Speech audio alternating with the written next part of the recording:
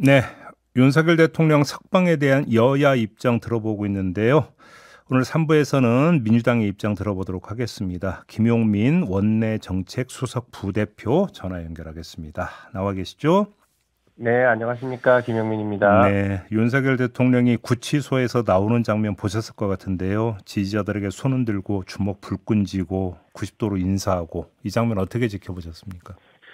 네, 일단은, 이 법적인 평가는 좀 뒤로 하더라도요. 네, 국가를 대혼란으로 만들었고, 여전히 그 혼란의 중심에 있는, 사람으로서 국민들께 진지한 모습으로 사과하고 겸손한 모습으로 음, 나오는 것을 기대했던 국민들도 많이 계셨을 겁니다. 예, 네, 그런 모습을 전혀 보이지 않고 여전히 국민의 일부 혹은 다수와 음, 싸우겠다, 음, 항전 의지를 계속 표현하고 있는 것들, 그런 태도를 보이는 것들에 대해서 네. 굉장히 실망했고 또 국민들의 불안감이 더 커지고 있다라는 생각이 들었습니다. 근데 지금 이런 결과가 나올 거라고 혹시 예상하셨어요, 의원님? 저희도 이렇게 가능성에 대해서는 검토는 했지만 매우 낮다라고 보고 있었습니다. 예. 왜냐하면 이제 구속 취소라는 것은 원래는 구속의 사유가 없을 때 취소하는 것이거든요. 다시 말해서 예. 지난번에 윤석열 피의자 윤석열의 구속 사유는 증거인멸 우려였습니다. 예. 그러니까 증거인멸 우려가 없어져야 구속 취소가 되는 거죠, 법적으로는. 예. 법문상. 그런데 증거인멸 우려는 여전히 동일한 상태였기 때문에 오히려 증거인멸 가능성들이 더 막 커졌죠. 비화폰 관련해서 서버를 삭제하네 마네 막 이런 얘기들이 계속 나오고 있었기 때문에 예. 증거인멸 가능성은 더 오히려 높아졌다라고 저희는 보고 있었습니다. 그리고 예. 이런 구속과 관련된 법리적인 논쟁 같은 것들은 기존부터 있어는 왔지만 법문에 명확한 부분들이 분명히 존재했기 때문에 이것이 구속 취소의 사유가 될 가능성은 거의 없다라고는 보고 있었습니다. 그러면 지금 재판부의 구속 취소 결정 자체가 아주 의외였다는 말씀이시잖아요. 네, 그리고 그 구속 취소 결정문에도 논란이 있습니다. 실제로 음. 법 적용을 해석을 네. 잘못한 부분들이 이미 많이 지적이 되고 있죠. 전문가들이 많이 지적을 하고 있는데 음. 법에는 명확하게 날로 계산하도록 하는 것을 갑자기 바꿔서 시간 단위로 구속적부심에서 시간 단위로 계산을 하거나 이런 것들은 예. 명백한 잘못이죠. 그러니까 법에 없는 것을 해석을 통해서 법을 창조한 행위이기 때문에 음. 사법부의 권한 범위 밖이라고 저는 보고 있습니다. 그 부분은. 그러면 지금 재판부는 왜 그런 결정을 내렸다고 보세요? 거기는 그러면 법리적 이유 말고 다른 이유가 있다는 말씀이시잖아요. 저는 일단 그렇게까지 보고 싶지는 않습니다. 예. 재판부가 이렇게 판단한 것은 일단 좋게 해석할 경우에는요. 음. 기존의 인권단체, 민변 등을 통한 인권단체에서는 이 부분을 시간으로 계산을 해서 피고인한테 유리하게 해야 된다라는 주장을 계속 해왔는데 예. 이것은 사실 입법을 통해서 바꾸자라는 그런 영역의 일들이었거든요. 음. 그런데 그런 주장들이 있었기 때문에 그러면 이번에 한번 해석을 해서 예. 상급심의 판단을 받아보자라는 예. 취지로 저는 이해하고 있습니다. 판결 자체나 언론에 브리핑했던 것 자체가 상급심 판단이 필요하고 상급심이 이게 정리가 안 됐기 때문에 나중에 내가 자의적으로 판단한 게 상급심에서 혹시 잘못돼서 이 음. 사건 전체가 흔들리면 안 되지 않느냐라는 음. 우려를 표하고 있는 걸로 봐서는 네. 검찰이 즉시 항고를 하고 상급심에서 판단받으면 실제 윤석열 대통령이 풀려나는 일은 없을 거다라고 보고 음. 그렇게 판단한 게 아닌가 싶습니다. 좋게 해석했을 때는. 그래요. 검찰에서 무슨 일이 있었다고 파악하고 계세요, 의원님? 검찰에서는 저희가 지금 일단 언론에 알려진 것은 수사팀에서는 즉시 항고를 계속해서 음. 구속 상태를 유지해야 된다라고 강력하게 요구를 했고 검찰총장을 비롯한 대검 지휘부가 그 의견을 무시한 것으로 누른 것으로 이렇게 알려져 있습니다. 근데 저는 진짜 중요한 것은 이런 논란에 대해서 심우정 총장이 처음부터 알고 있었을 가능성이 매우 높다라고 저희가 보고 있습니다. 그렇게 보시는 혹시 근거가 있을까요? 네, 왜 그러냐면요. 예. 말씀드린 것처럼 그 구속 시간과 관련해서 구속 일자와 관련해서 시간 단위로 하느냐, 일 단위로 하느냐에 대한 논란들은 이미 이제 인권단체에서 제기가 되고 있어서 검사들이 거기에 대해서는 너무나 잘 알고 있었고, 네.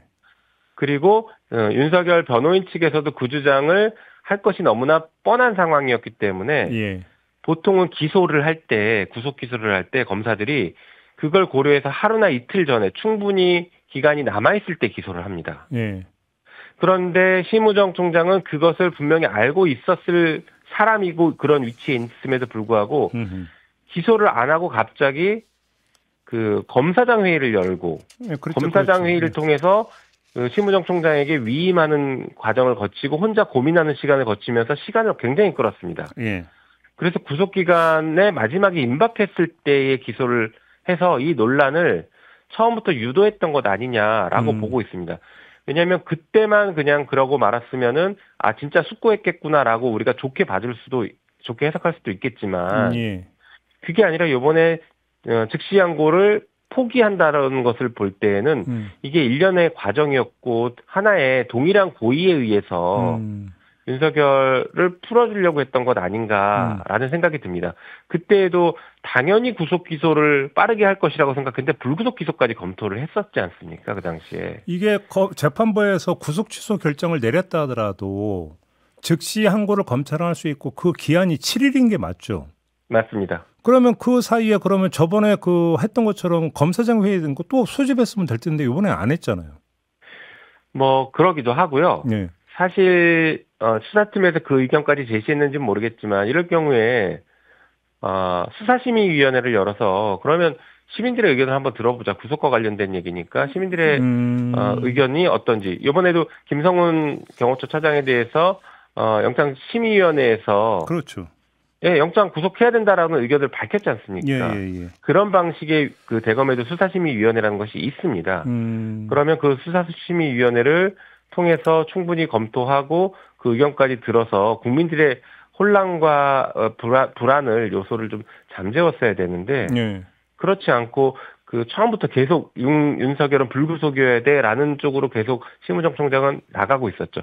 저는 그 이유가 뭐 여러 가지가 있을 수 있겠지만 검찰 역시 이 내란에 대해서 자유롭지 못한 조직이라고 보고 있기 때문입니다. 그게 뭐 예를 들어서 그 심야에 뭐 과장이 통하고 뭐 그다음에 검사가 맞습니다. 선관위 갔다라는 의혹 이런 걸 갖고 말씀하시는 걸까요? 맞습니다. 그것도 있었고 그다음에 김용현 전 국방부 장관이 검찰에 출석해서 체포됐을 때 김용현을 찾는 전화를 심우정 총장이 했었죠. 그리고 뭐 대검 차장은 실제 김용현에게 비화폰으로 전화했다라는 뭐 보도들이 나오는 것을 봐서 이 내란과 관련돼서 검찰에 굉장히 중요한 임무들이 있었을 것이고 깊이 관여됐을 가능성이 높은데 지금 그것을 숨기려고 하는 거 아니냐 생각됩니다.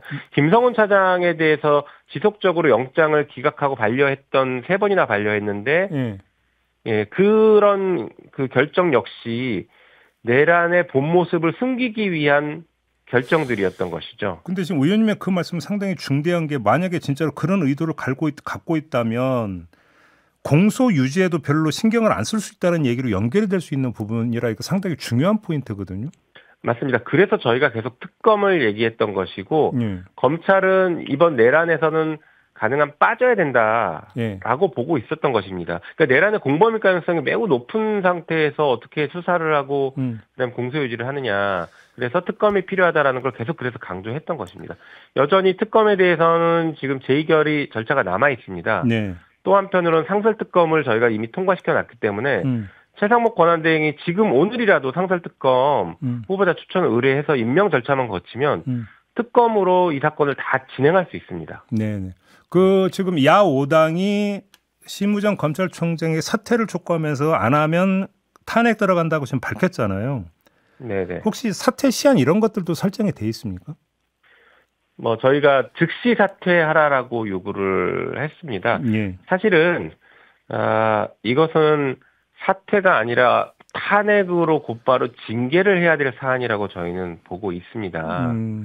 그럼에도 불구하고 검찰의 수뇌부 검찰총장으로서 이 사태에 대해서 직접 책임지는 모습을 국민들께 보일 마지막 기회를 저희가 준 것이죠. 그래요? 왜냐하면 뭐 말씀드린 것처럼 뭐 이렇게 여러 가지 의혹들이 제기되고 있었음에도 불구하고 즉시 항고를 하지 않았다라는 것이 결정적으로 중요한 문제였고요. 설사 지금 검찰 심우정 총장의 입장이 다 맞다고 치더라도요.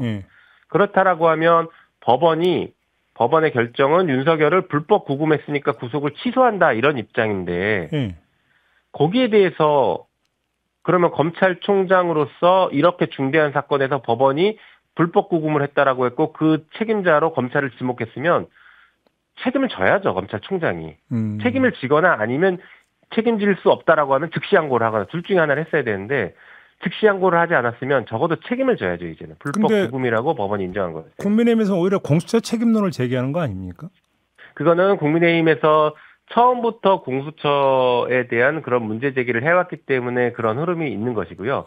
이번 판결에는 공수처의 수사권에 대해서는 변호인이 수사권 없다고 주장하는데 자기는 그거 판단하기 어렵다라고 했습니다. 다시 말해서 공수처의 수사권은 이미 있다라고 여러 다른 재판부에서 판단했기 때문에 그것에 대해서 나는 판단하지 않겠다 이런 입장이었죠. 그러니까 여전히 공수처가 잘못했다라고 이번 판단은 전혀 보지 않았고 검찰이 기소할 때 구속기간을 넘어서 기소했다는 것입니다. 공수처는 구속기간이 충분히 남아있는 상태에서 검찰에 사건을 이첩했습니다.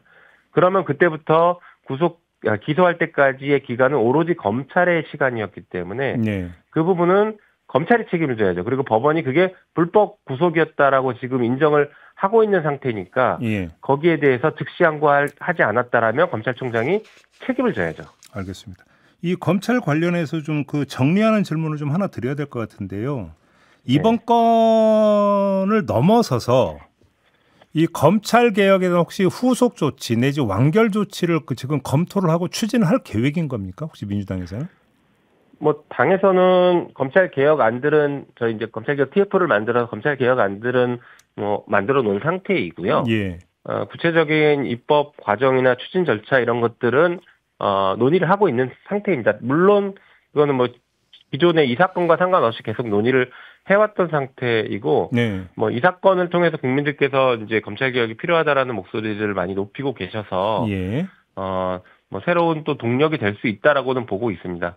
그게 이제 그 검찰을 공소청 내지 기소청으로 이제 그 조직의 성격을 바꾸는 그거 말씀하시는 겁니까?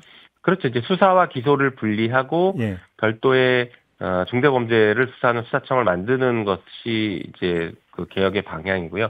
이것은 지난 21대 때 22년에 박병석 국회의장과 여야 원내대표 간에 합의했던 합의서가 있습니다. 그 합의서에 따른 내용들이라서요. 이미 정치권의 합의가 이미 있었던 사안이라고 이렇게 이해해 주시면 좋겠습니다. 알겠습니다. 다음 문제로 좀 넘어갔으면 좋겠는데요. 지금 많은 사람들이 그 궁금해하고 우려하는 부분이 윤석열 대통령에 대한 석방 결정이 혹시라도 헌법재판소의 탄핵 심판에 영향을 미치는 것 아닌가라고 하는 부분인데요. 어떻게 정리할 수 있을까요? 네, 일단 법적으로는 영향을 미치지 않습니다. 그것은 헌법재판소도 지난 주말 사이에 법적인 영향이 없다라는 입장을 밝혔던 것이 보도가 된 적이 있습니다. 다만 이제 국민의힘 쪽과 그다음에 윤석열 측 이런 쪽에서는 절차와 관련된 얘기들을 이미 문제 제기하면서 시간 끌기를 할 것이라고 보여지고 있고요. 그 시간 끌기가 윤석열의 석방으로 인해서 헌법재판관들도 일정 부분 영향을 받을 수 있지 않겠느냐라는 우려들이 현재 제기가 되고 있는 것은 맞습니다. 심리적 영향입니까? 그러면 그거는? 네, 일종의 심리적 영향들이 발생했다라고는 볼 수 있죠. 다만 저는 그 문제에 있어서는 당연히 그렇게 심리적 영향이 갈 수도 있지만 이게 우리 국가의 최고 권력자인 대통령의 부재 상태가 오랫동안 지속되면 안 된다라는 점과 그리고 국민의 불안감이 높아져 있고 그럼에도 불구하고 탄핵 사유는 여전히 그대로 다 인정이 되고 있는 이런 여러 가지 점들을 고려해서 헌법재판소가 신속하게 판단을 할 것이라고는 보고 있습니다. 이제 그럼에도 불구하고 저희 정치권에서도 이 문제를 그냥 손 놓고 있을 수는 없는 상황이라서 헌법재판소가 신속하게 판결할 수 있도록 다양한 저희가 할 수 있는 것들을 하려고 검토하고 있습니다. 그 중에 하나가 저는 개인적으로는 아주 중요하다라고 보는 것이 마은혁 재판관이 신속하게 임명되는 것이라고 보고 있습니다. 그래요? 네네. 근데 만약 그 후보자가 임명이 된다 하더라도 결국 탄핵 선고에는 참여를 안 할 거다라는 게 그러니까 대체적인 관측인 것 같은데 이게 어떤 의미를 갖고 있는 걸까요? 그럼에도 불구하고 맞습니다. 신속하게 임명을 해야 되는 게? 네. 탄핵 선고에 관여를 하지 않을 가능성이 현재로서는 매우 높죠. 임명이 된다고 하더라도. 예. 예. 그럼에도 불구하고 절차가 지연된다라고 하면 예. 어차피 지연될 상황이라면 자연스럽게 마은혁 재판관이 임명되면 합류할 가능성이 높아집니다. 예. 아, 예. 예. 그렇기 때문에 마은혁 재판관이 임명돼 있는 상태라면 헌법재판관들이 판단할 때에도 그런 하나의 중요한 변수가 생겼기 때문에 보다 안정적으로 신속한 판단을 하기에 더 이제 심리적으로 안정감이 생길 수 있다라고 보는 거죠. 의원님 그 말씀에 지금 절차 지연 가능성이 있다라는 걸 깔고 지금 하시는 말씀 아닙니까? 그럴 가능성이 지금 어제부터 보도가 되고 있습니다. 저는 그 보도를 현재는 추측 정도라고는 이해하고 있습니다만, 예. 예, 이런 흐름들이 계속 만들어진다라고 하면 네. 헌법재판소도 일정 부분 영향을 받을 가능성이 있기 때문에 우리 정치권에서는 그럴 가능성이 배제하고 빨리 신속하게 판단해 달라라는 요청을 하면서 그것을 막기 위한 방편으로 좀 고민하고 있는 거죠. 지금 일각에서는 그 탄핵 심판 결과에 대해서 5대 3으로 기각이 될 것이다라고 하는 그 희망을 넘어서 전망까지 내놓고 있다고 하는데 의원님은 어떻게 전망을 하십니까? 저는 그것은 현재로서는 불가능한 얘기라고는 생각하고 있습니다. 예.